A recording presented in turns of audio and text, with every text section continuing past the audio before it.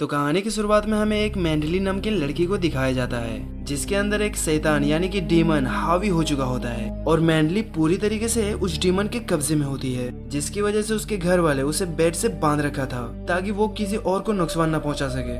अब मैंडली के घर वाले मैंडली को उस डीमन से बचाने के लिए एक फादर को बुलाते हैं। अब फादर मैंडली की पूरी फैमिली को बाहर रुकने को कहकर खुद मैंडली और उस डीमन के साथ रूम में बंद हो जाते हैं। अब यहाँ पर फादर सबसे पहले एक कैमरा सेट करता है ताकि उस कैमरे में सब कुछ रिकॉर्ड हो सके। इसके बाद फादर मैंडली के अंदर से उस शैतान को बाहर निकालने की कोशिश करने लगते हैं। अब वो डीमन फादर को बहकाने के लिए उन्हें सेड्यूस करने लगती है, लेकिन फादर लगातार अपनी मंत्र पढ़ते रहते हैं और इन सब के बीच में हमें पता चलता है कि फादर मैंडली से प्यार करते हैं और ये बात उस डीमन को भी पता होता है। इसीलिए वो डीमन फादर का ध्यान हटाने के लिए उसे और अजीब तरीकों से सेड्यूस करने लगती है, लेकिन फादर यहाँ पर खुद पे कंट्रोल करता है और कंटिन्यूअस मंत्र पढ़ते रहते हैं और वो डीमन फादर को अपनी तरफ अट्रैक्ट करने के लिए पूरी कोशिश करता है, लेकिन फादर उसके झांसे में नहीं आते हैं और वो लगातार मंत्र पढ़ते रहते हैं और तभी मैंडली अचानक से बेहोश हो जाती है। इसके बाद फादर मैंडली को चेक करने के लिए जाते हैं और इन्हें लग रहा था कि मैंडली अब ठीक हो चुकी है और तभी मैंडली होश में आते ही फादर को किस करने लगती है और फादर भी उसके साथ रोमांस करने लगते हैं और ये सारा किया धरा कैमरे में रिकॉर्ड हो जाता है। वेल गाइस, अगर आप हमारे चैनल पे नए हो तो चैनल को सब्सक्राइब जरूर कर लीजिएगा क्योंकि ये चैनल बिल्कुल नया है। खैर चलिए कहानी की तरफ बढ़ते हैं। अब इसके बाद हमें 18 साल बाद की कहानी दिखाई जाती है जहाँ पर एक गार्ड जेल में बंद कैदियों को खाना दे रहा था और जब वो गार्ड एक रूम से प्लेट निकालने के लिए अपने हाथ अंदर डालता है तो उस रूम का कैदी उसकी उंगलियों को चबा जाता है। और इसके बाद हमें फादर पीटर को दिखाया जाता है जिनको अभी भी उनकी गलती का एहसास होता है जो उसने 18 साल पहले मैंडली के साथ में की थी। अब फादर पीटर उस गुनाह को कबूल करके अपने मन को हल्का करने के लिए सबसे सीनियर फादर के पास जाते हैं। उसका वीडियो रिकॉर्डर फादर को देने का डिसाइड करते हैं, लेकिन इससे पहले कि वो सीनियर फादर से कुछ कह पाते सीनियर फादर यहाँ पर पीटर को बहुत सारा फंड का पैसा दे देते हैं, जिसे देखने के बाद फादर पीटर उस वीडियो रिकॉर्डर को अपने पास ही रख लेते हैं और उस फंड के पैसे से अपने चर्च के सारे बच्चों के लिए बहुत सारा सामान ले आते हैं। अब रात को फादर के पास एक जेल से कॉल आता है जिसमें कि एक गार्ड फादर पीटर को बताता है कि हमारे जेल के एक कैदी की हालत बहुत ही ज्यादा खराब है जिसे किसी डॉक्टर की नहीं बल्कि आपकी जरूरत है। अब अगली सुबह फादर उस जेल में चले जाते हैं जहाँ पर हम एक लड़की को देखते हैं जो एक बहुत ही बुरी आत्मा के वश में थी और उसने एक लड़की को जान से मार दिया था जिस वजह से उसे जेल हुई थी।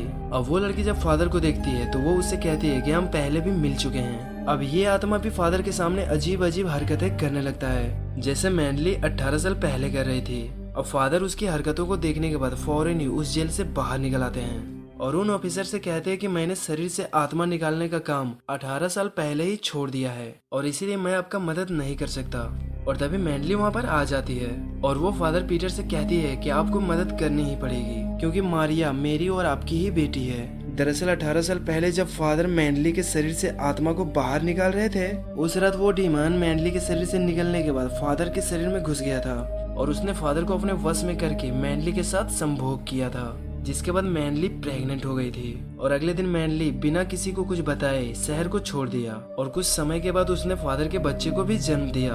अब यहाँ पर मैंडली फादर से कहती है कि तुम्हें ही हमारी बेटी को बचाना होगा और इसके बाद फादर अपनी गलती के लिए मैंडली से माफी मांगता है तो मैंडली उन्हें माफ कर देती है। अब फादर अपनी बेटी को बचाने के लिए अपने सीनियर फादर माइकल के पास जाते हैं और उन्हें सारी बातें बताते हैं, लेकिन वो ये नहीं बता पाते कि वो उसी की बेटी है। इसके बाद फादर एक्सोर्सिज्म वाली वीडियो को भी जला देते हैं। अब अगले दिन ये लोग एक्सोर्सिज्म को शुरू करने का फैसला करते हैं। फादर माइकल पीटर से कहते हैं कि ये काम हमें बहुत ही ध्यान से करना होगा वरना इस काम में हम लोगों की जान भी जा सकती है। अब सारी तैयारी के बाद फादर माइकल और पीटर जेल के सारे गार्ड्स को निकालकर उस जेल के अंदर जाते हैं और यहाँ पर एक डॉक्टर भी इन लोगों के काम में साथ दे रहे थे और तभी अचानक से यहाँ की बिजली चली जाती है। अब डॉक्टर जब अपना टॉर्च चलाकर जा रहे होते हैं तो उसे एक पुलिस वाले की डेड बॉडी बहुत ही बुरी हालत में मिलती है जिसे देखकर वो डर जाता है और फादर को आवाज लगाने लगता है और तभी डॉक्टर को मारिया दिखाई देती है। अब वो उसे इंजेक्शन लगाकर बेहोश करने ही वाला होता है उससे पहले वो डीमन उस पर हमला कर देता है और जब डॉक्टर की चिल्लाने की आवाज सुनकर दोनों फादर वहाँ पर आते हैं तो डॉक्टर उन लोगों को बहुत ही बुरी हालत में मिलते हैं और वो फादर को वहाँ से भाग जाने के लिए कहते हैं, लेकिन इसी दौरान वहाँ पर और भी डीमन आ जाते हैं। उन सभी को मारिया के शैतान ने आजाद करके अपने कब्जे में कर लिया था। अब फादर उनको भगाने के लिए यहाँ पर मंत्र पढ़ने लगते हैं।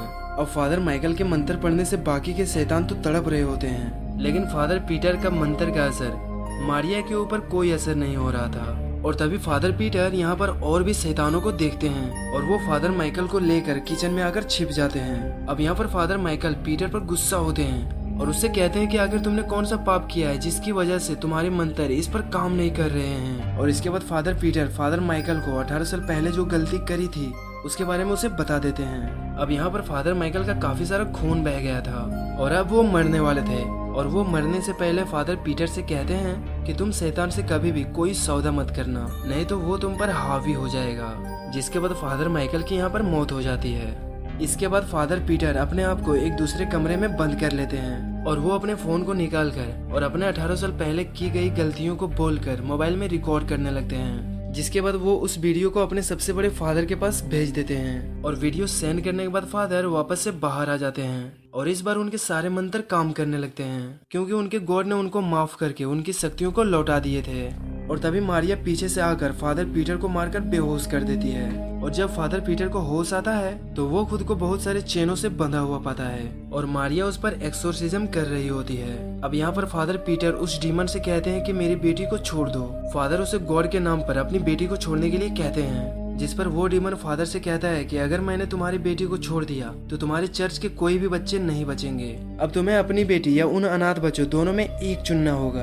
अब फादर यहाँ उस डीमन से कहता है कि नहीं, तुम ऐसा नहीं कर सकते और आखिर तुम चाहते क्या हो और तुम मेरे साथ ऐसा क्यों कर रहे हो। जिस पर वो डीमन फादर से कहता है कि तुम्हें मेरे साथ एक सौदा करना होगा। वो डीमन फादर से कहता है कि मैं तुम्हारा पवित्र आत्मा चाहता हूँ, तुम अपने अंदर से पॉट को निकाल दो, मैं तुम्हारे चर्च के बच्चों को और तुम्हारी बेटी को छोड़ दूंगा। अब फादर जैसे ही उसे ठीक है कहता है, मारिया बेहोश हो जाती है। जिसके बाद फादर अपनी बेटी को लेकर जेल से बाहर निकलते हैं। अब कुछ देर के बाद चर्च के लीडर फादर पीटर के पास आकर कहते हैं कि तुम्हारे गुनाहों का कबूल करना तुम्हारे लिए जरूरी था और जैसे ही तुमने अपने गुनाहों को कबूल किया, गॉड ने तुम्हारी शक्तियों को वापस कर दी और मैंने भी उस वीडियो को डिलीट कर दिया जो तुमने मुझे भेजी थी। लेकिन फादर पीटर जब लीडर से बात कर रहे थे तभी उसके आंख चमकती है। जिस पर वो फादर पीटर से पूछते हैं कि तुम उसके शरीर में क्या कर रहे हो। जिस पर वो डीमन जवाब देता है कि पीटर ने अपनी बेटी और चर्च के बच्चों को बचाने के लिए अपनी आत्मा मुझे सौंप दी। और इसके बाद हमें फादर पीटर की बेटी को दिखाया जाता है जिसके अंदर गॉड के पवित्र शक्तियाँ आ चुकी थी। और इसके बाद फादर पीटर इस शहर को छोड़कर किसी दूसरे शहर में चले जाते हैं और इसी के साथ ये मूवी यहीं पे खत्म हो जाती है।